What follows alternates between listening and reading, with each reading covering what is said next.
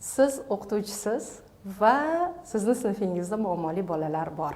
Muammoli bolalar mavzusi. Bu judayam ko'p hozirgi paytdagi ustozlarning muammosi. Lekin agar siz bu muammoli bolalar o'zi qanday bolalar ekanligini bilganingizda edi. Ishoning, bu bolalar muammoli bolalar emas. Ular e'tibordan chetda qolgan bolalar. Ularga e'tibor kerak. Agar siz shu e'tibor bilan uni qoniqtirsangiz, ishoning, u muammoli boladan sizni eng yaqin yordamchingizga, sizni eng yaqin insoningizga, sizni eng zo'r ustoz deb biladigan o'quvchingizga aylanadi. Buni yechimi oson. Darsga kirganingizda muammoli bola bo'layaptimi?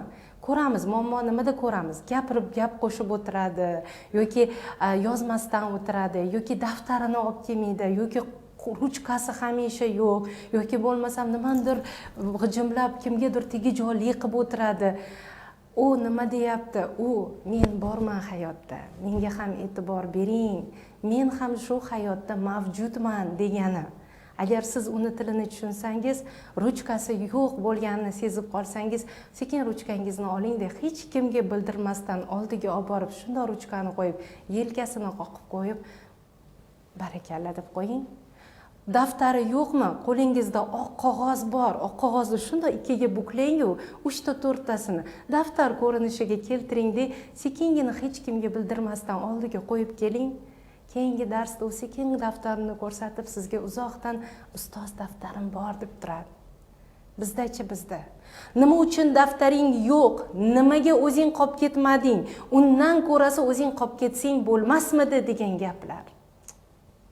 Ishoning, bir og'iz bolam baraka top, boringga shukur. Sekingina hech kimga bildirmasdan uni kamchiligini to'ldirib keting. Bola keyingi safar yana muammoni sizga ro'baro qilmaydi. Va shu bolalarni biz hamisha borib bir qandaydir soniyalarda e'tiborimizni qaratsak, u bola bor yo'g'i o'sha soniyani o'zida e'tiborga to'yinadi. Bo'ldi, u o'sha darsda men borman degan turli qiliqlarni sizga ko'rsatmaydi. Muammoli bola o'zi kim? Muammoli bola o'zi e'tibordan chetda qolgan bola. Ozgina e'tibor muammoni hal qiladi.